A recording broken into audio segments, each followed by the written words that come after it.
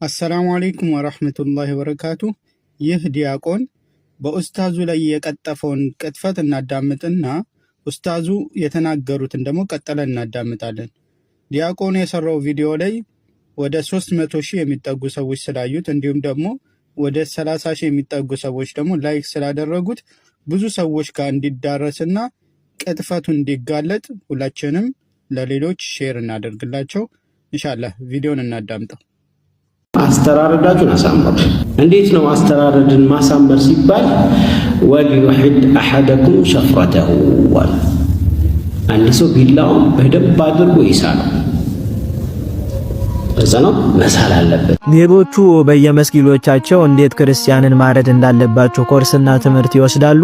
የኛ ሰባኪና ምዕመን መድረክ ላይ ቆመው ቁጭ ብሎ ምን ይሰብካል? ቤተክርስቲያን አጠፋም፣ ኢትዮጵያ የእመቤታችን የአስራት ሀገር ናት፣ አትወድምም አጠፋም ብሎ ይሰብካል። እንዳዳመጣችሁት ይህ ቀጣፊ ዲያቆን ኡስታዙ በመስጂድ ውስጥ ክርስቲያኖችን ስለማረድ እየተናገሩ ነው ብሎ አስቀመጠው። እውነት ግን ኡስታዙ ክርስቲያኖችን ስለማረድ ነው የተናገረው? ኢንሻአላህ እናዳምጠው።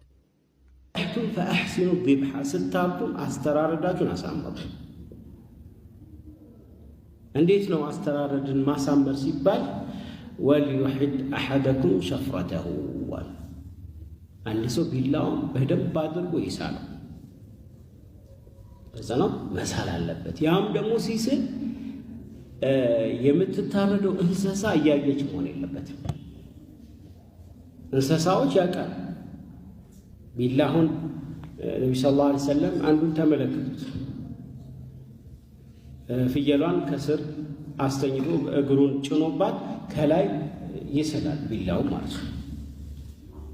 ምን አሉት? አፈላ ቀብል ሃዛ እንዲህ መጀመሪያውኑ አትስልም ነበር? አቱሪዱ አን ቱሚተሃ መውታት አንድ ሞት ሳይሆን ብዙ ሞት እንድትሞት ነው እንደምትፈልገው። ብዙ ሞት ነው የምትሞቶች፣ ስቃይ ሐታ እሷን ሲያርድ እንስሳዋን ሲያርድ ሌላኛው እንስሳ እያየች መሆን የለበትም። እርሷ ቀጣዩን ተራ ይሄ ነው እያለች ትሰቃያለች። ስለዚህ እስከዚህ ደረጃ ሸሪዓው ለእንስሳዎች እንኳን ስታርዱ ስለታማ ቢላ አድርጎ ነው። ወልዩሪሕ ዘቢሃት ከእንደገና ወዲያው ይገላግሉ። እዛ ላይ እንትን እያለ እያወራ ምናምን ይሄ ምን አይነት ቢላ ነው እያለ እያወጣ እንዲህ እያሰቃየ እንደዚህ የተከለከለ ነው ማለት ነው።